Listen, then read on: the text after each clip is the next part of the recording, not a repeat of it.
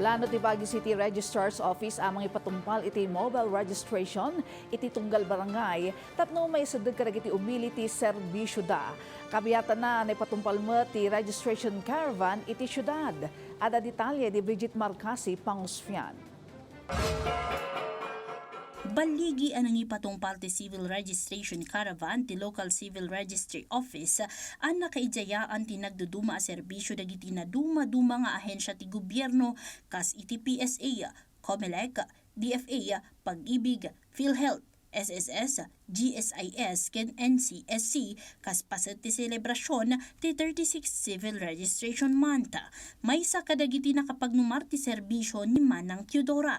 Sigun ken kuana, dakkalagin awa kadagiti pada na akanayon ang makumikum iti caravan gaputan na palaka ti panangi proseso na iti dokumento ti apuna ang manamnama amang rugimetan iti eskwela.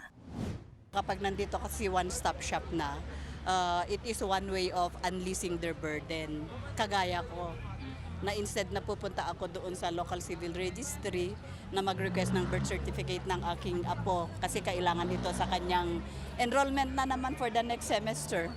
So dito ko na kinuha. Sigon kini City Registrar Alan Abayaw, babaan iti caravan ket maiya sidagda kadagiti umility serbisyo ti Civil Registry Office kas iti birth certificate, death certificate, certificate of marriage, correction of names ken late registrations.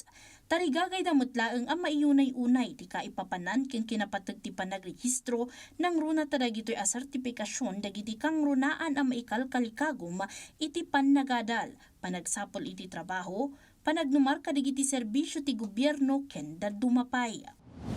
Ito ang kaimportansya ng civil registration na kung tama, accurate, timely yung pag-register ng mga documents sa birth certificate, for example, hindi po mantala yung opportunity na yan. Dinakamat ng adupay laeng ti addaan parikot iti nagan kas iti awanan ti middle names, kamali ti date of birth ken marriage, wrong spelling dagiti nagan wenno baby boy ken baby girl ti nakalanad iti birth certificates da.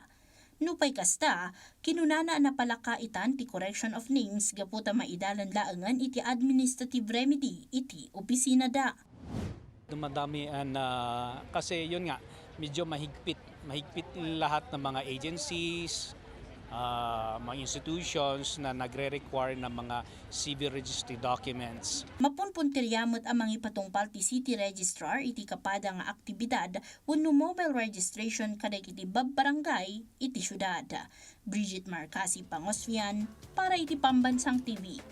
Iti Baro, a Pilipinas.